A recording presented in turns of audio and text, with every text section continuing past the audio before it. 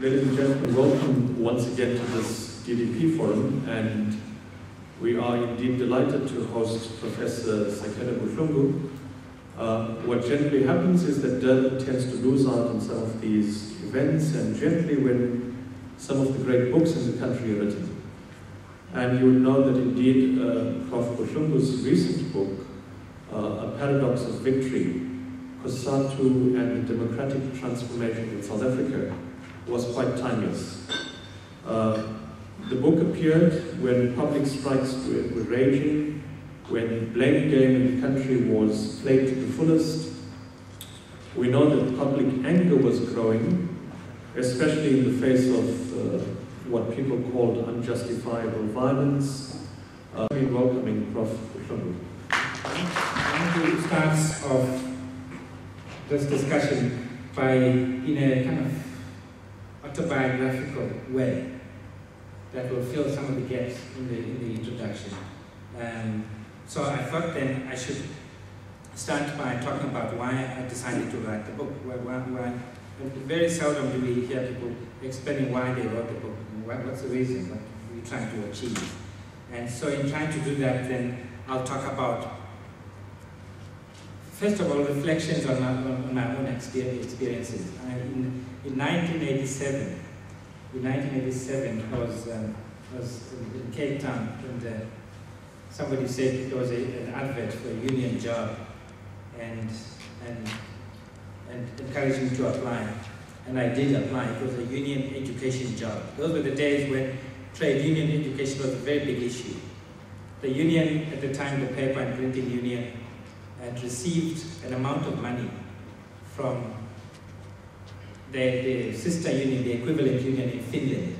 The workers in Finland, in factories, had gathered these amounts of money and then passed them on to this union and said, go and employ somebody to train workers. Training is very important. Politics is very important. Organizational training, and so on and so forth. So I applied and I got that job, so I moved to Johannesburg, and I still live in Johannesburg to this day. That's how it starts. During that time, it was a very intensive time, learning experience for me, and I'm still not sure whether I contributed more than I learned from the union, but that's for another day. But very often we think when we move into organizations, we're only going there to contribute. I think I picked up a lot of stuff, a lot of knowledge, a lot of insight. And later, when it came down to writing the book, I thought actually this is one opportunity for me to reflect on these things, to reflect on the people that I met, the events that I was part of, some of the conversations that I was privy to in working inside. The book is not about anecdote, if you like. It's not just about anecdote, the things I heard or overheard people, or little things. It's also about research. Because as I said, I worked in the union and saw, the big strike of 1987, if people remember, was it 1988, the big anti-LRA kind of general strike, stay away. I saw 1989, the defiance campaign, I was in the unions then. The adoption of the Freedom Charter by COSATU, the big division between the workers and the populace, I was there. The 1990 Mandela comes out, the secondment of people.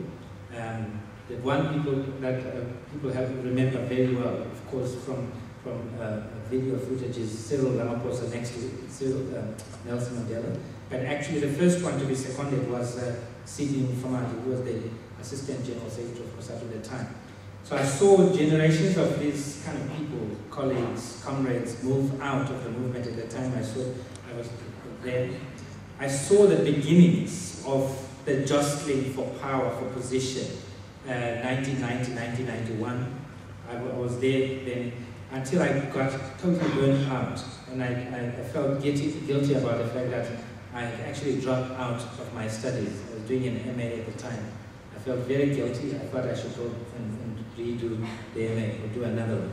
My sources were partly if you like, my participation in the trade unions, my participation when I was still inside, my participation when I was outside the unions. I maintained, even after I left, maintained links contacts, if you like, good relations, cordial relations, professional relations with people inside the union. So I would phone people up, I would conduct interviews with them to write stories in the Labour Party and other platforms and so on.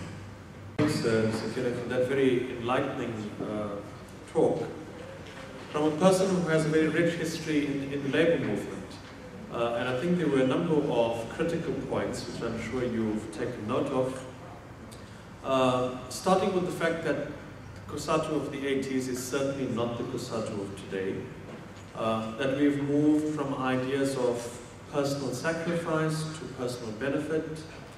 We've moved from public service to personal gain. I mean, we've even reached the context where we drive into townships with Range Rovers and Italian suits and proclaim revolution and socialism. We've reached the point where the communists reject nationalization, the nationalists of the ANC support it. So there's a number of contradictions. Prof. Buhlungu reminded us about the impact of globalization on trade unionism, the disconnect between the base and the leadership, a number of the other paradoxes. The interesting point about the role of COSATU within the alliance and the fact that it's able to exert such influence and such opposition, even greater than some of the opposition parties. Yeah, so I think quite a number of points that we can talk about. So if you have questions, if you raise your hand and comments, and we can get into a discussion. But my observations tonight are not to be read as a critique of Professor Buhlungu's book. They are just my comments from my comments derived from observations about what I read as my conclusion to what has been said tonight.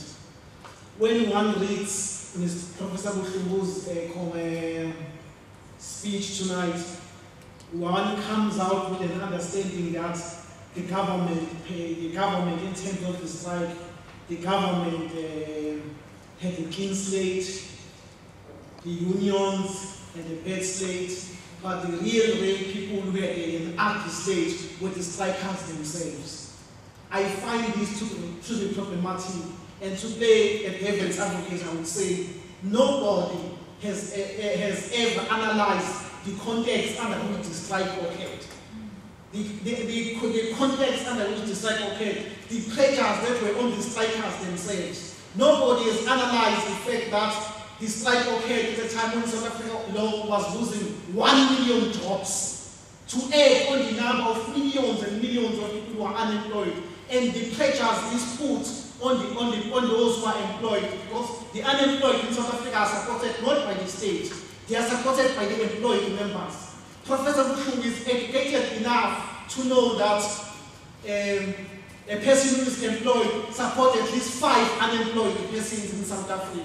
Nobody analyzed that the workers were forced were on strike under these pressures.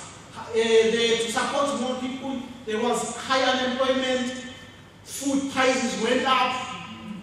There were so many pressures on them, but most importantly, they had broken promises. People believed that the coming of Jacob Zuma was the coming of the Messiah. They thought that here was a man who was going to listen and become a progressive. But what they found was they found the business as usual. And it was under this condition that people went to the streets. And when Professor Buhlungu made this analysis, I want him to contextualize the analysis that he is making so that we can give meaning to what he is saying. Because without context, there will be no meaning. We have to contextualize this so that we know really why people let babies die in the hospital. We have to understand that these were our mothers and fathers who let babies die in the hospital. These were our sisters and brothers who let babies die in the hospital. These are people who go to church every Sunday who let babies die in the hospital. We have to understand the anger and the conditions which forced them to let babies die. So that when again we present a speech on this topic, we will come out with a slate where the government would be judged fairly. The behavior. My name is Destin. I'm from New Germany.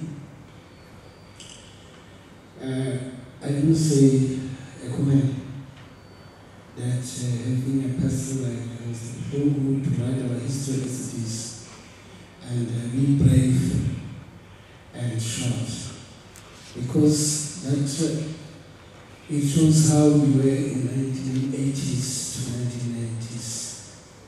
And when we have forums like this, it shows the way, where are we and where are we going. That book will be our guide, because some other people, they don't know what happened in the 1980s, 1990s. One of the weaknesses is COSATU, like going on strike for a wage increase. Then you have to keep doing that, so they don't go on strike for systemic change. So for example, that like businesses should be taxed on their Gini coefficient rather than their productivity. Or in the case of the public service, that there should be a Gini coefficient that's capped. That they talk about like living wage, but what's the formula for what is it? And should it be tied to cost of living increases, so that then you don't have to keep going on strike.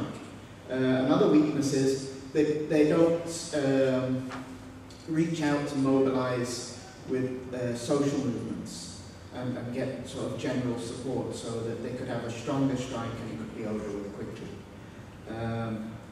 And then there's these things like the nationalization and the socialism, but then it's what type of socialism? It doesn't seem to be what the SACP is calling for, or is the SACP calling for socialism?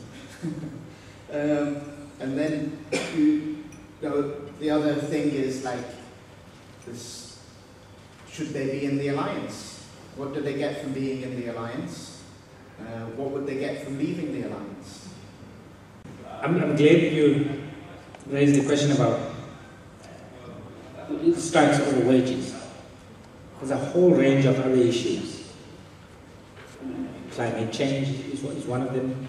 Inequality generally is another. There's a whole lot of other things. But it's a narrowing and the inward-looking transformation of the Federation that one is pointing to here. And once your focus becomes only wages, you know that there's a narrowing there. There's an inward-looking kind of orientation that's growing and growing and growing. In other words, people think about what's in it for me. It's the strike, it's wages, it's a housing allowance, so it's for me, it's good for me. But if it's about climate change, the bigger issue, the bigger picture, exactly that. I think that's a sign of weakness. Once you become narrow in that sense, you become a wage trade unionism, then there's a serious problem. That's the one thing. I think the second thing is this, which I found very interesting about the public sector strike. If you look at the disparity from bottom to the top of the civil service, it's probably one of the widest. I haven't done a comparative, obviously. One of the widest in the world. The lowest paid person in the civil service gets about 50,000 per annum. 50,000 per annum. The highest paid, it earns about 1.2, 1.3 per annum.